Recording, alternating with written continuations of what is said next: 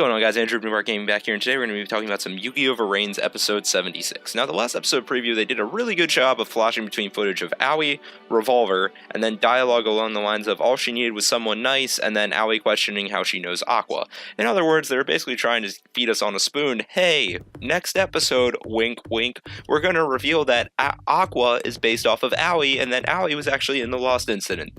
Well, this episode, they kind of spin us on its head, and it turns out Aoi was just happened to be friends with the girl that Aqua was based off of, a girl by the name of Miu.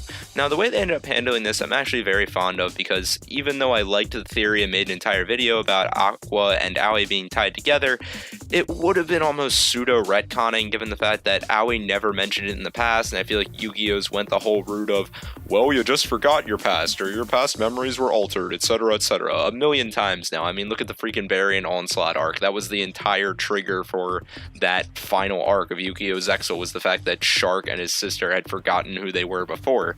So I like the fact that they took a different turn here and were like, yeah, remember that thing we did in the past? We're not going to do that this time. It just turns out that Aoi had met a girl named Miu when she was living in one of the cities as a young girl. Neither of them really had any friends, and then they quickly bonded over that fact, started playing a lot at the playground. Miu borrowed her mother's ring, possibly her marriage ring, or possibly just a very valuable piece of jewelry to her, loses it down a drain, and then when her mother comes to scold her, Aoi takes the blame for her. As a result, those memories end up getting passed on to Aqua when lightning diabolically puts Miu into some sort of a coma using viruses, not too dissimilar from what you did, Revolver, and yet you hate what these ignises do to people. Anyway, moving back to that story there, Aoi takes the fall for her. That memory is then passed on to Aqua, and Aqua learns to trust Aoi. Aoi has now saved her twice, once from Blood Shepherd and once from here. So with that being said, this is kind of the main point of the episode, is the fact that Aoi, while she is not directly connected to an Ignis, she did know somebody who was, and she's going to be working alongside it. I think that was also a smart move on the writer's part, in the fact that it gives us a little bit more variety. So far, all the very positive AI to human relationships we've seen have been more or less structured around the fact that, hey, this AI was literally based off the person they're working along. And that's the same relationship we see within Playmaker and Soulburner, respectively. Aoi, it's not going to quite be the same, and I think it's going to be neat to see how those two interact, because I would like to see a lot more like strategy and cooperative sharing there, more like a team rather than two people whose, once more, their brains were more or less designed to focus around each other, at least given the information we know about Dr. Kogami's experiments leading up to the development of the Ignises. He more or less was using these kids to research and study them before creating an Ignis that was essentially based off of them. So let's go ahead and rewind a little bit on the episode now that I've given some analysis on that.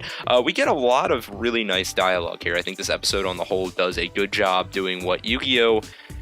Can do well in terms of like philosophical thinking here, because I think the shows generally in the past have done well when they vaguely hint at philosophy but don't tackle it dead on. When they tackle it dead on, I think they have a tendency to kind of lose track of what they're getting at or be a little bit awkward in their approach, and they end up tripping over themselves. But here in this episode particularly, I think they did it very well, and that all started with a little opening dialogue we get between Akira and Aoi. Aoi essentially asks Akira, what is an Ignis? They seem to have free thought. Emma mentions that the soul technologies just killed the Earth Ignis. Well, you can't kill something if it isn't living, so are these AIs alive? And Akira gives a response that I think is really awesome, really well played, and it's, what do you consider living? That's going to give you your answer. And I think that's great, because I think that's something that we all have to consider sometimes. There's an old sort of cliche of the idea of, not me in particular, but someone saying, I'm not living, I'm just existing. And usually when they're saying that, it means they aren't motivated, they don't necessarily have goals, they don't necessarily have people that they're super attached to, or something along those lines. They aren't pursuing something, they don't necessarily have this strong cling to life, they aren't getting this thrill out of it, there isn't this adventure they're seeking, there isn't this overarching aim that they're shooting for. Something along those lines is what they're getting at with that. And, that's kind of the philosophical approach to it, is what really is living. Are we just talking about the fact that, you're breathing, you're eating, you're sleeping, etc., you're existing on some level? Or are we talking the fact that you're embracing life in all of its great wonders and everything else to the best of your possible ability? And that's where kind of that line is constantly drawn. And I mean, it's what you want to make of it. And then there's also the aspects of What do you consider alive? What do you consider not alive? What is it that makes humans or other animals alive? We all have motivations, we have goals for the most part, we have things that we're trying to do, we're surviving, etc., etc. Well, these ignises can be killed, they can be eliminated, they have motivations, they're able to develop bonds with other creatures. Are they really unalive? If you're looking at a purely biological standpoint, yeah, they're not alive. They aren't breathing. They aren't, interacting with other living organisms in order for their survival to continue in some way, shape, or form. Whether that be through vegetarian or carnivoric consumption or parasite type of things, etc. They aren't dependent upon other organic organisms in order to survive. But a lot of the desires, the thought processes, everything else that goes into being alive, they are able to mimic that incredibly well, practically on par with humans from what we've seen so far. So it really does beg that question. It's something I enjoy, that little exploration of thought, that shoot at a broader idea that I think Yu-Gi-Oh! Can handle very well once more, as long as they stay relatively vague with it sometimes. I enjoyed that a lot. Akira's eventual conclusion with it is, well, yes, they have the desire to live, because they essentially are alive. They're clinging to what it is that they have, and that's something that's exclusive to living organisms. And I like Akira's response a good bit there. I think it's well handled, and I think this episode on the whole is starting to show that Akira doesn't trust soul technologies anymore. He outright says it to Aoi. He basically says, I was not expecting them to go this far. I didn't think that they would actually go to kill an ignis. He accepts the fact that these beings more or less are alive, and he seems to show some degree of sympathy towards them. I think that day that I mentioned in my last episode review about Akira beginning to really turn on Soul isn't as far off as I thought. He seems to be especially siding with his sister on some of these things, and I think as soon as he realizes that Aoi and Aqua are working directly together, that's going to pull him more as well. From what we've seen so far, Akira's primary motivation for everything he does is to be able to provide for his younger sister. So seeing his younger sister wanting to protect these ignises, seeing that he can't really trust cell technologies to do things that are in a morally correct area whatsoever anymore, I think will be enough to sway him back to where we need. Now, as for the other interesting conversation we had towards the beginning of this episode, we also had one between Yusaku and Revolver. Now, these two just sit briefly, very, very briefly to chat. Essentially, Revolver's informing Yusaku, hey, they killed the Earth Ignis, which essentially equates them to taking his code and translating it to some other form of code that they can actually interpret, because they can't read Ignis code. And the problem with that is it's irreversible, so for all intents and purposes, once more, he's dead.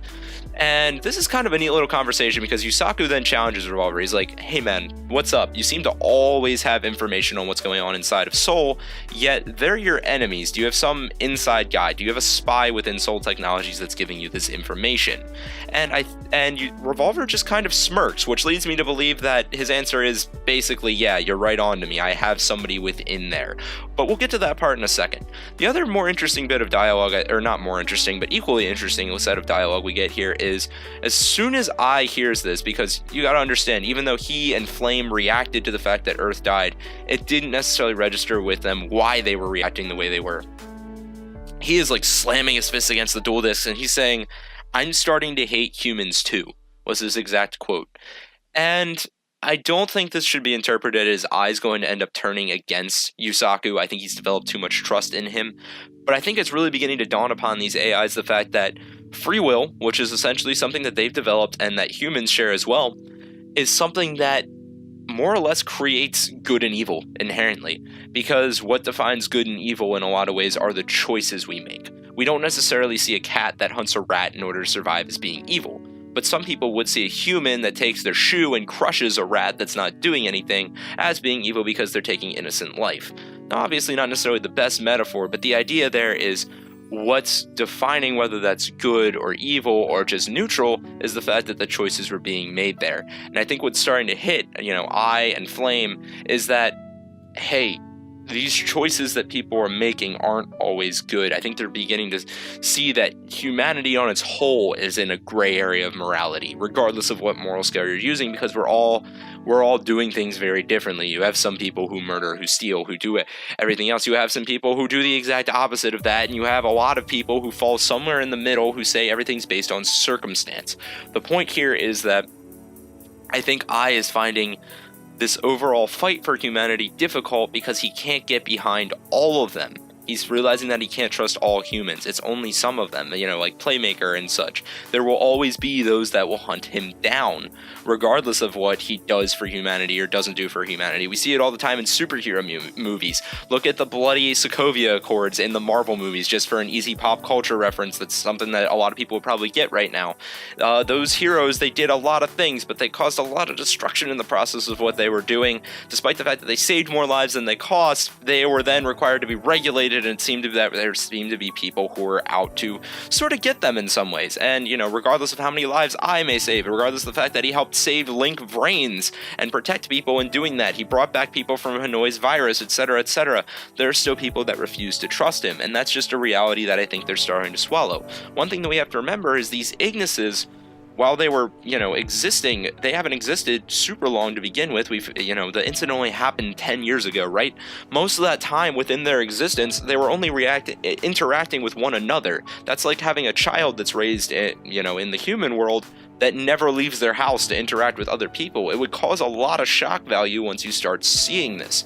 So once more, I don't think Ai's going to end up turning against Playmaker. I do see him getting a little bit more edgy and protective and uncertain of the world, very doubtful, somewhat more rebellious, similar to what a lot of humans go through in adolescence, that type of response, because that would be kind of the equivalent of what he's realizing right now, is the world isn't all butterflies and rainbows. There's not so much innocence. There's not a clear-cut good and evil in the sides you're choosing. Everything is very ambiguous, very situational, and it fluctuates. It is literally always fluctuating. So let's move on from that a little bit. We also get the fact that Emma acknowledges here that Blue Girl is her partner.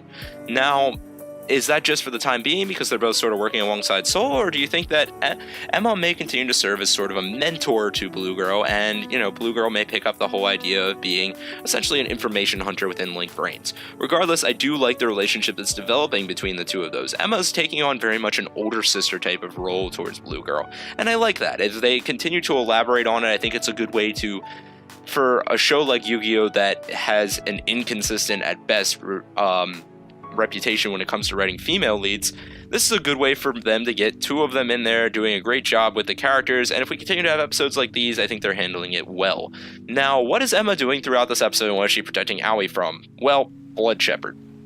Blood Shepherd makes a few different appearances throughout this episode, and the first one just serves to remind us of how much he has lost at the hands of the AI.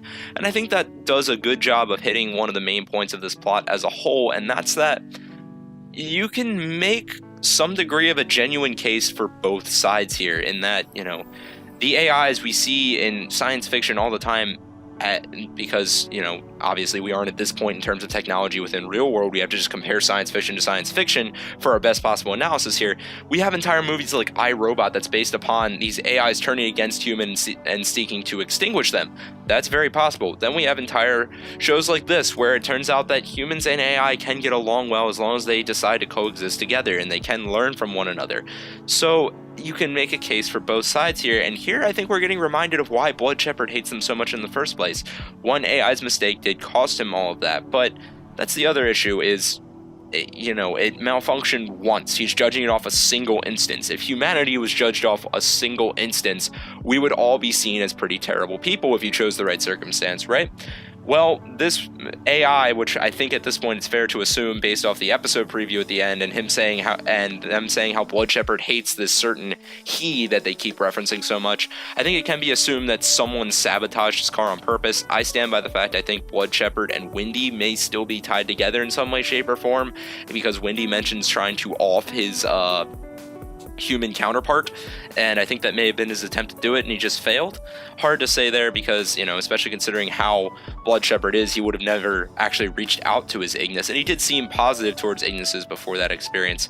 But moving on from that, I'm getting on a bit of a tangent here. We're essentially given reasons to potentially relate to what is one of the more morally gray sides in terms of Blood Shepherd, to say the least. You could see him as evil, or you could see him in like Soul Technologies causes flying somewhere in the middle. Overall, what they're doing is bad, but there's a greater threat at hand right now in terms of what Lightning's doing.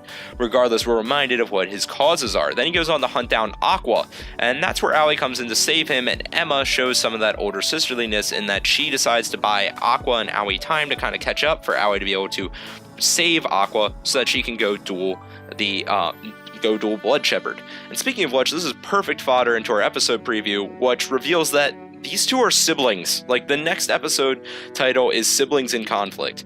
I was legitimately thinking that was probably going to be Aoi and Akira kind of dueling things out, Akira coming to some sort of his senses, and then siding with Aoi from there on. But no, they are talking about these two being siblings, they're on opposite sides of things, and they also are doing something called a PK duel, which forces whoever loses to never enter Link Vrains again. This is really concerning me because I could see them outing Emma at this point, and I don't want them to. I think her character still has a lot of potential to go. I think that she would be well written to make a sacrifice play at some point, but I think this is a little bit early, especially considering her mentoring skills towards Aoi, I think, are just finally beginning to shine some in the show with some actual screen time. A lot of it's been implied, but we got some screen time with it here, and I'd like to see a lot more of that.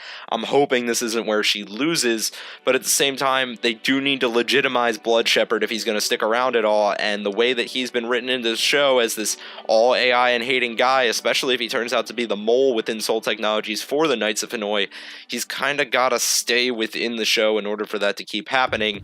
So the odds seem to be somewhat stacked against Emma here, but I am excited to see how it plays out. I do enjoy watching the Altergeist deck a lot in action. Blood Shepherd I'm kind of iffy on. Also, back to the windy point, his deck does seem like it could be wind attributed. But with all that being said, guys, I did enjoy this episode a good bit. Be sure to let me know your comments and thoughts in the comment section down below. If you enjoyed the episode, be sure to like and subscribe. If not, constructive criticism is always welcome. And I'll catch you guys next time with some more Yu-Gi-Oh! Vrains content.